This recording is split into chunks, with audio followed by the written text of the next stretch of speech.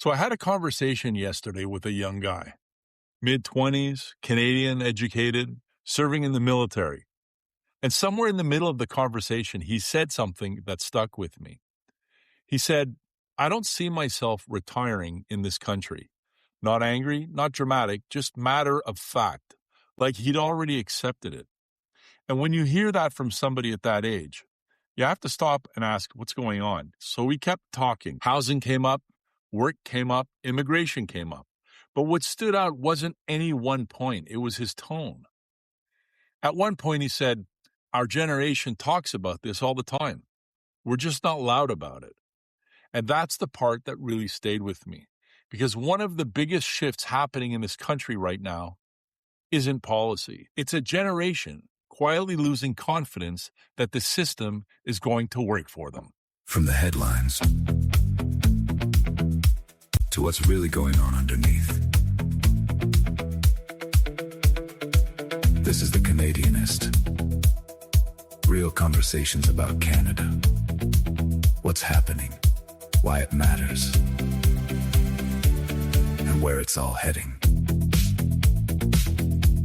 Here's Chris. Hello, friends, fellow Canadians. I'm Christopher M. Michaud. Welcome to the podcast. This is The Canadianist. Let's start with what we're seeing. But this time, let's look at it through a different lens. Because if you want to understand where this country is heading, you have to understand how the next generation sees it. And right now, for a lot of Gen Z Canadians, the future feels uncertain in a way that it didn't for previous generations. And not because they're not working and not because they're not trying, but because the traditional path doesn't seem to line up anymore. Start with housing.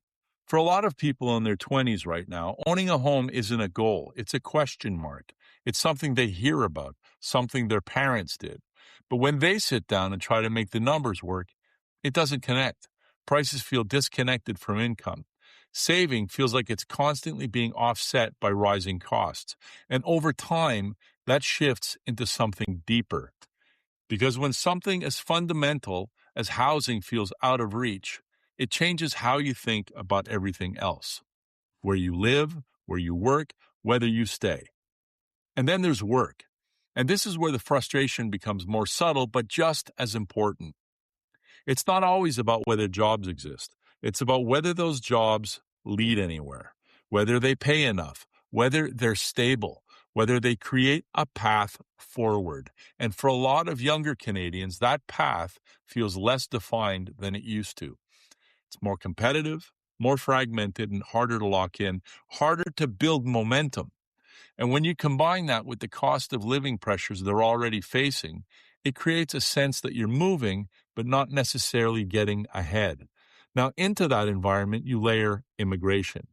You layer temporary foreign workers. You layer international students who are also participating in the workforce. And again, fairly or unfairly, it becomes part of how people try to make sense of what they're experiencing. They look around, seeing more people operating within the same system and trying to understand how it all fits together. But then you look at the international student side of things. For years, that was seen as a clear positive. Students come in, they contribute, they study, some leave, some stay, and it feeds into the broader system. But now, people are asking different questions. Are there too many concentrated in certain areas? Is the infrastructure around that system keeping up? Are some parts of the system being used in ways that weren't originally intended? And again, these questions don't come from nowhere. They come from what people are seeing in their day-to-day lives. So when you step back and look at all of this together, housing pressure, job access concerns, questions about specific programs and how they're being used, you don't get one clean argument. You get a layering effect, different pressures stacking on top of one another, and all of it landing in the same place, immigration. Now, here's something I can tell you from personal experience. I talk to people every day, real conversations, unfiltered. People get into my car going from one part of the city to another, talking about what's actually going on in their lives. And what's interesting is who these concerns are coming from. It's not just one group. You hear it from people who were born here. You hear it from permanent residents. You hear it from new citizens, people who came through the system themselves. And the common thread isn't ideology, it's a feeling.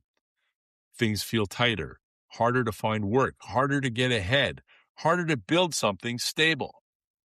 And when you hear that across different groups, including people who have directly benefited from immigration pathways, that tells you something important. This isn't just a political talking point. It's something people are experiencing. But here's the part that often gets missed. A lot of people look at what's happening and assume Canada is just opening the doors, that we're simply letting more people in without a plan, without a reason. And that's not actually what's driving this. Canada is under pressure to bring people in, real pressure, and it's coming from demographics. We are an aging country. A significant portion of the population has moved towards retirement. And at the same time, we don't have enough people entering the workforce to replace them at the same pace. And that creates a gap in labor, a gap in economic growth, and a gap in the tax base that supports everything else: healthcare, infrastructure, public services, and so on. So immigration at its core is not just a policy choice. It's part of how the country sustains itself. It fills that gap. But here is where the tension comes in, because while immigration is addressing long-term needs, the effects of it are being felt immediately in housing, job markets, infrastructure. So you end up with a system trying to solve long-term structural problems while creating short-term pressure points. And if those two things aren't aligned properly, people feel it. And that's exactly what we're seeing right now. So when that young man in my car says he doesn't see his future here, that's not just one opinion, that's a signal.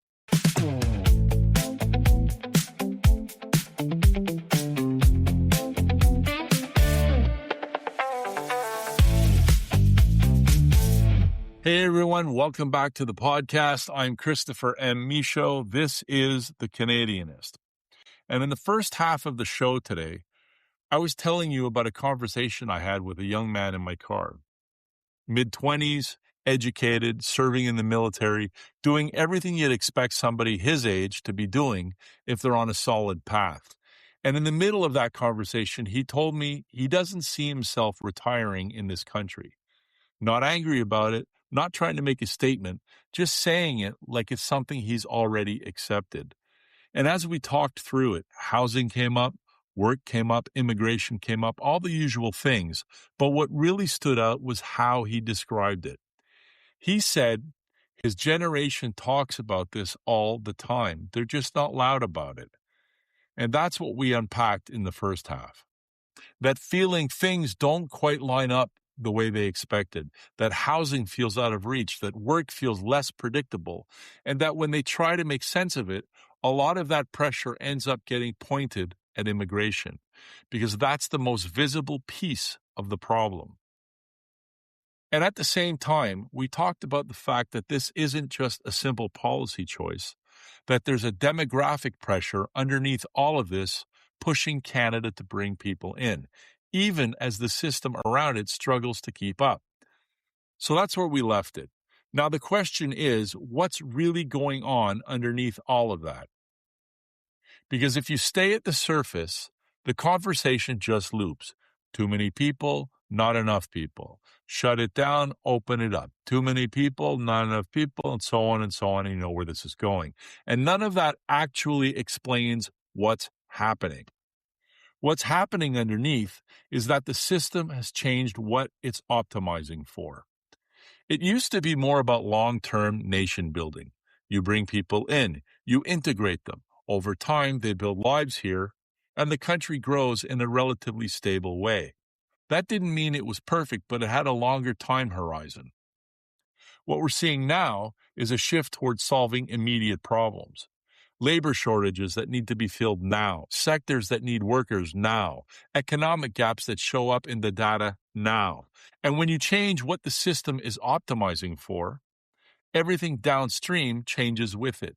It's something I've written about in my book, After the Boom, Canada and the Demographic Shift. The whole premise is that this pressure we're talking about isn't temporary, it's structural. It's baked into where the country is right now. Less about long-term nation building and more about solving immediate problems. Now, that might make sense from a policy standpoint, but it has consequences that don't show up right away in press releases. The first is predictability. If you're trying to build a life, you need to understand the rules of the system you're in. You need to know that if you do certain things, you get certain outcomes over time.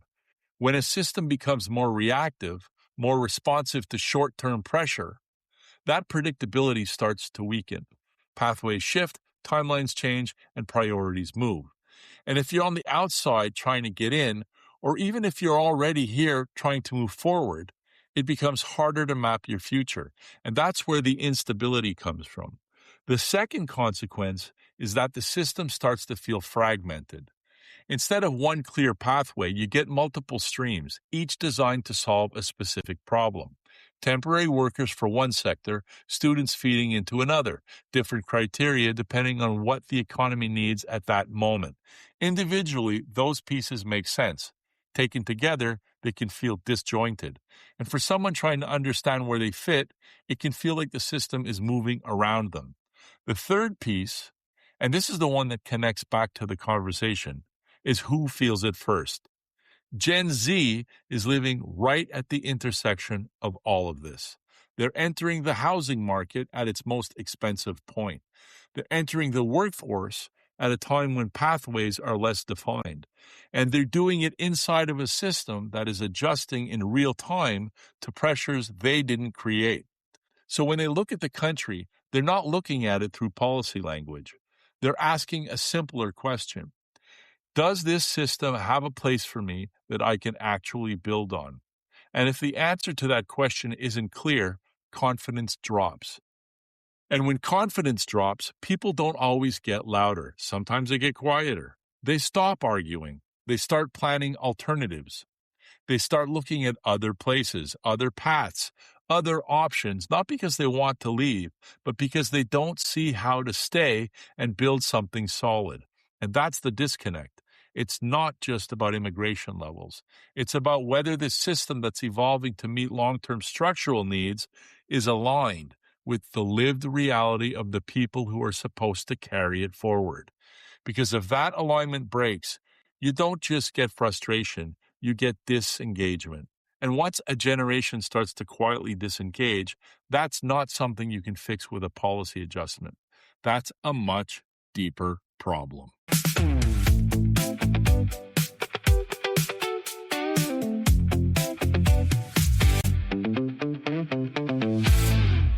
Well, I hope you enjoyed today's episode. As we move forward, we're going to start expanding the show, more topics, more depth, and more engagement. And once the studio is ready, we'll be moving into a new space and bringing video into the mix as well. There's a lot coming, and I'm looking forward to building this out with you. Be sure to subscribe to the podcast so you don't miss the next episode. I'm Christopher M. Michaud, and I'm a Canadianist. And if this resonates with you, I invite you to continue the conversation at thecanadianist.news. And to find out more about the United Canadian Centrists and our vision for Canada's future, visit uccparty.ca. See you next time. You've been listening to The Canadianist. New episodes daily. Real conversations about Canada. What's happening, why it matters, and where it's all heading.